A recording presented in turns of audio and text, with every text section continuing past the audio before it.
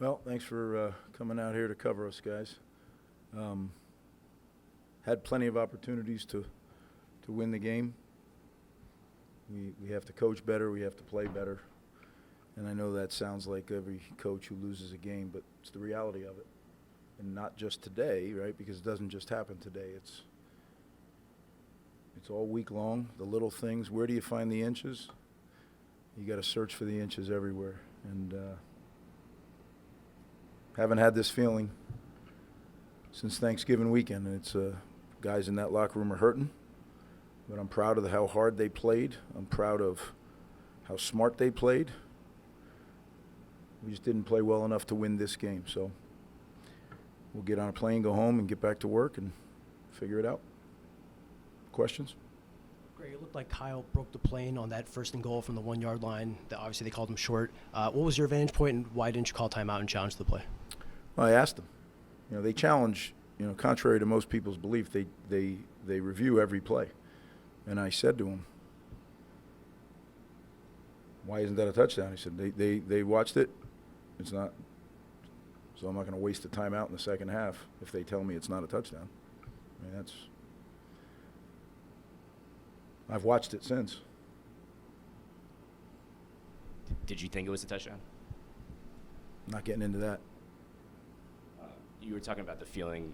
You haven't had this feeling since last year. What's your general feeling? Do you feel like your team beat itself today? A little miscues. No, I don't feel we beat ourselves. I think that was everything it was built up to be. It's an old-fashioned Big Ten slugfest. Two teams played really hard. We made a couple mistakes in the first half that I think hurt us defensively. Second half, that's the defensive football team I know. I mean, they were suffocating. So we got plenty of stuff to build on. It just stinks because you got to do it from the L column. We've been able to do it from the W as of late, but not going to stop this crew. It's not going to stop this staff. That's what we do. Chopping isn't just when you win, guys. The thing I was excited about is I got to see some really young guys that were forced into action, and they played really well. K.J. Duff, Ben Black, Kaj Sanders, Bo Masco, and a guy like Al-Shadi Salam, who we moved over to DB in the bowl prep. He went out and played. He played in the Big Ten game, a lot of snaps. So we're building depth. We're getting better, but today it wasn't good enough, which really, really hurts. Greg, I think you had 9 possessions inside the 50 of your first 10. Just how disappointed it is to only have 7 points on the scoreboard to show for that. Yeah, disappointed for sure, and tip my hat to Nebraska's defense. I thought they played really well. I mean, there's always a counter force. It's not. I don't think we made huge mistakes that cost. I think it's a good defense, very big and strong. We missed Brian Felter, but having said that, I was really proud of Taj White. He stepped in there, having not really played any substantial time in the Big Ten, and went in there and battled every single play. I mean, that's going from zero to every play in one of the best 5 D-lines, or at least interior D-lines in America. Those guys are strong, big, and tough. So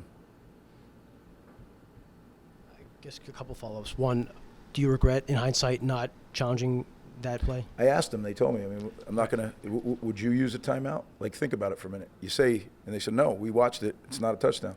I'm not going to burn a timeout in the second half on doing something that – I got to trust what they see, right? I mean, they're the ones making the decision.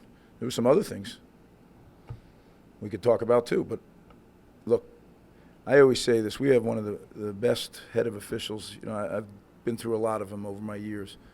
Bill Carolla does a great job. He and I will talk. I'm going to ask questions. He's going to have answers. That's the way it works. But, I made mistakes today. The players did. Other coaches did. And everybody makes mistakes. I don't, who's perfect? So, but I did ask, and I was told that it was. So that's why I didn't challenge it. It's not the NFL where you throw a flag and, you have – they review every single play. And now it's even more proficient because it's back in Chicago and it's the same people every week doing the reviewing. You're not at the whim of whoever happens to be at the stadium that day. So, yep. Can you take us through the thought process of going through that fake field goal in the first quarter? Yeah, we didn't do it exactly right. So I'm not going to get into specifics because it'll give away a competitive advantage. But, yeah, we didn't do it right. Overall, how'd you feel about Ethan today? I'm proud of Ethan. There was one throw that I'm sure he wants back, but he got hit today by some really big men, strong men, and he kept getting up, answering the bell. Some of those deep balls he threw were really, really good balls. All the way right to the last drive, he hits Kenny on the 4th down. I mean, he's a competitor, and he'll be back.